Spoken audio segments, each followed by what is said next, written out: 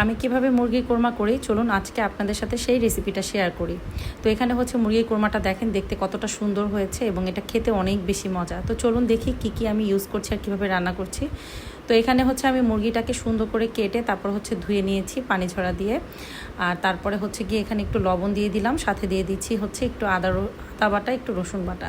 তো এটা দিয়ে এখন সুন্দর করে হচ্ছে একটু মাখামাখি করে নিতে হবে, যাতে ভালো করে লবণ আর হচ্ছে হলুদ কি বলে এটাকে আদা রসুন বাটাটা মুরগির গায়ে সুন্দর মতো লেগে যায়। তো এটা সুন্দর করে মাখিয়ে আমি আগে থেকেই হচ্ছে চুলায় একটা কড়াইতে তেল দিয়ে রাখছিলাম, যাতে তেলটা গরম হতে থাকে। আমি একদম ঝটপট মেখেই বসাই দিচ্ছি রান্না। হাতে সময় থাকলে আপনারা একটু ম্যারিনেট করে রাখতে পারেন। তো এখানে কিন্তু আমি ফার্মের মুরগি নিয়েছি, চাইলে যে কোনো মুরগি দিয়েই করা যায়, তবে কোরমা আসলে যে কোনো মুরগি দিয়ে করলেই ভালো লাগে। তো এখানে হচ্ছে ভালো করে হচ্ছে আমি মুরগিটাকে সুন্দর করে একটু ভেজে নিব, একটু হালকা ব্রাউন টাইপের কালার ভেজে নিব, বেশি লালচেও করব না আবার একদম হালকা ভাজাও দিব না, কারণ যেহেতু এটা হচ্ছে ফার্মের মুরগি, এটা হচ্ছে মানে ক্ষয়ে যাওয়ার একটা চান্স থাকে। তো যার কারণে আমি হচ্ছে একটু হালকা ব্রাউন কালার ভাবে ভেজে নিচ্ছি।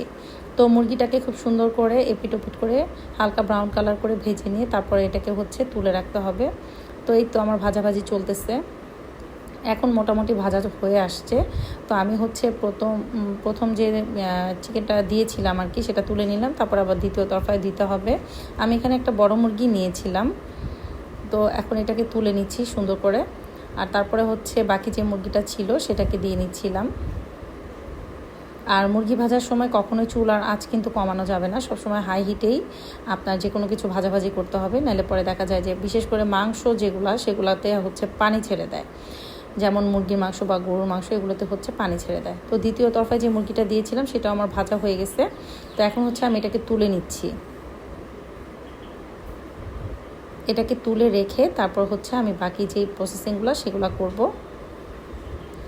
এখন হচ্ছে সেই গরম তেলেই আমি বেশ খানিকটা পেঁয়াজ দিয়ে নিয়েছি।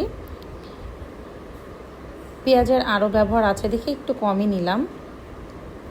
তো এখানে হচ্ছে এখন পেঁয়াজটাকে সুন্দর করে আমি ভেজে নেব। এভাবে করে মুরগির কোরমাটা রান্না করলে না খেতেও বেশি মজা হয়। এটা পোলাও, ভাত বা হচ্ছে আপনি রুটির সাথেও খেতে পারবেন। তো এখানে হচ্ছে আমি ব্লেন্ডারে কাপের ভিতরে বাদাম আর পেঁয়াজ নিয়ে নিলাম, এটাকে হচ্ছে সুন্দর করে আমি ব্লেন্ড করে নিব।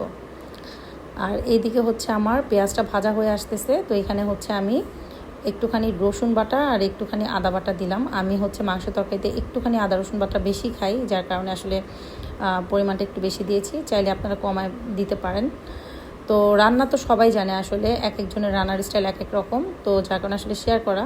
এখানে হচ্ছে বাদাম আর পেঁয়াজ দিয়ে আমি যে ব্লেন্ডটা করে রেখেছিলাম সেটা হচ্ছে দিয়ে দিলাম। এখন এটাকে খুব সুন্দর করে হচ্ছে নেড়ে চেড়ে নিব।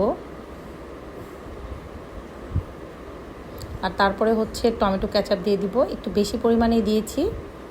টমেটো ক্যাচাপের জন্য না টেস্টটা অনেক অনেক অনেক বেশি মজা হয়। তো এখন এটাকে খুব সুন্দর করে নেড়ে চেড়ে তারপরে হচ্ছে আমি এখানে দিয়ে দিচ্ছি লবণ, যেটা ছাড়া একদমই খাওয়া যাবে না, কোনো তরকারি খাওয়া যাবে না, এবার সেটা যত সুন্দর করেই রান্না করেন না কেন। তারপরে আমি দিয়ে দিলাম একটুখানি করে হচ্ছে মরিচের গুঁড়া, কারণ কোনো তরকারি না আমার কাছে একদম মিঠা মিঠা ভালো লাগে না, একটুখানি ঝালটা অ্যাড করলে তখন তরকারিটা আমার কাছে ভালো লাগে খেতে। তো যাই হোক, এখন দিয়ে দিচ্ছি কয়েকটা কাঁচামরিচ। সুন্দর করে এখন নেড়ে চেড়ে মশলাটা একটুখানি কষায় নিয়ে তারপরে হচ্ছে গিয়ে মুরগির মাংসটা এখানে অ্যাড করে দিব। তো মুরগির মাংসটা যখন অ্যাড করে দিলাম, এখন এটাকে সুন্দর করে নেড়ে চেড়ে মশলাটাকে মুরগির গায়ে একদম ভালো মতো লাগিয়ে দেওয়ার চেষ্টা করবো আর কি। তো ভালো করে হচ্ছে নেড়ে চেড়ে নিচ্ছি এর জন্য। আর এই তরকারিটা রান্না করতে গেলে না একটু পরপর কিন্তু নাড়াচাড়ার উপরে রাখতে হবে, নইলে দেখা যাবে যে নিচের দিকে লেগে গেছে, কারণ এখানে হচ্ছে বাদাম ইউজ করা হয়েছে, সাথে হচ্ছে আমরা দুধও ইউজ করব, যার কারণে হচ্ছে আবার সাথে একটু চিনিও যাবে। তো যার কারণে কিন্তু সবসময় একটু নাড়াচাড়ার ভিতরে রাখতে হবে, নাহলে নিচে লেগে যাওয়ার একটা চান্স থাকে। তো এখানে হচ্ছে আমি ব্লেন্ডারে কাপের যে বাদাম বাটাটা ছিল সেটা একটু পানি দিয়ে খলায়, মানে যে ব্লেন্ডারে লেগেছিল সেটা আমি এখানে অ্যাড করে দিলাম। আর এখন দিয়ে দিচ্ছি এখানে 1 কাপ পরিমাণ দুধটা অবশ্যই দিতে হবে, দুধের কারণে কিন্তু এই কোরমাটা খেতে অনেক বেশি মজা লাগবে। আর কোরমা বলতেই তো আমরা আসলে দুধ, দই এগুলার আসলে সংমিশ্রণে যে কোনো একটা তরকারি রান্নাকে বোঝাই। তো যাই হোক, এখানে হচ্ছে এখন একটুখানি চিনি অ্যাড করছি, জাস্ট টেস্টটাকে ব্যালেন্স করার জন্য। তো যাই হোক, এখন খুব ভালো করে নেড়ে চেড়ে নিচ্ছি। আর এই কারিটা করতে গেলে আর কি সুন্দর করে একটু নাড়াচাড়ার উপরেই রাখতে হবে, কারণ কিছু করার নেই ভাই, নাড়াচাড়া না করলে নিচের দিকে লেগে যাওয়ার একটা চান্স থাকবে। তো যাই হোক, যখন এই তরকারিটা আমার হচ্ছে গিয়ে কত মিনিট হবে, 10 মিনিটের মতো ঝাল হয়েছে, তখনই দেখলাম যে হয়ে আসছে মোটামুটি।